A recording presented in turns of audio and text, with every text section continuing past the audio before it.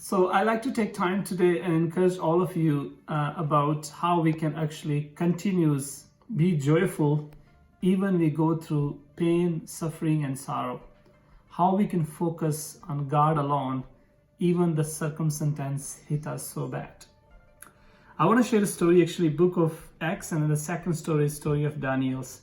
The book of Acts chapter 16, and if you read verse 16 to 40, you will instantly find the 2-3 episode which is incredible. One of the beautiful things happened. Paul and Silas was walking, and the one woman who has bad spirit, slave girl, was following them day after day. And finally, she was telling one thing which all she was saying is here. She's saying, that's a beautiful Acts 16, and if you read, verse 17 or 16 even, and it's just a beautiful how she followed Paul and us, cry out, "These men are servant of the Most High God, who proclaim to you the way of salvation." So even she was saying the good stuff, but she have a wrong and bad spirit. And finally they cast out. And because they cast out this bad spirit in her, in slave girl, then the owner of the slave girl want to actually put Paul and Silas into the prisons. But this is where happened the joys come from God, and not even the circumstance was incredibly insane.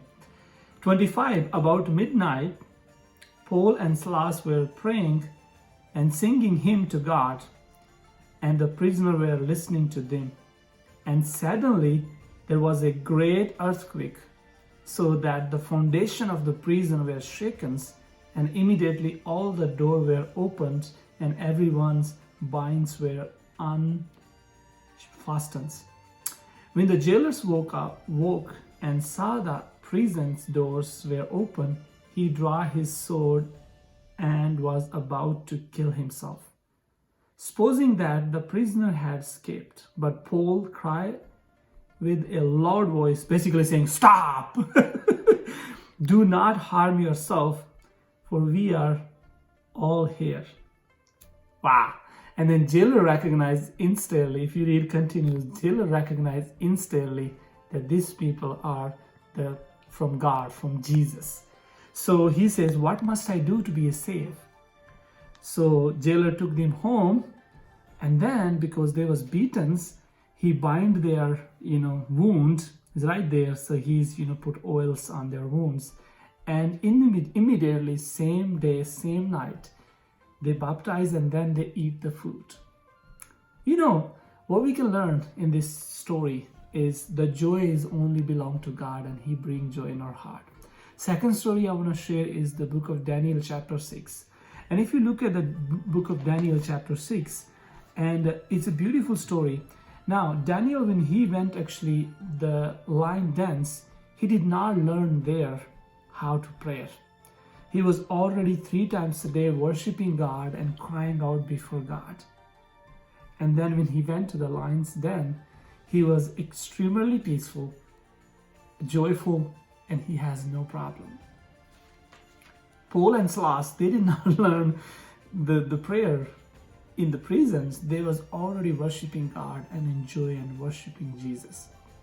I want to give you hope. You may be under a big mountains, and your life has just been so difficult, and challenge after challenge and loss and all of this. I want to tell you, do not be afraid. Jesus is your back. Jesus is a solid rock for you, just like he was for Paul and Silas and for Daniel. I want to encourage you, be encouraged, be strong, and God love you and he care about you.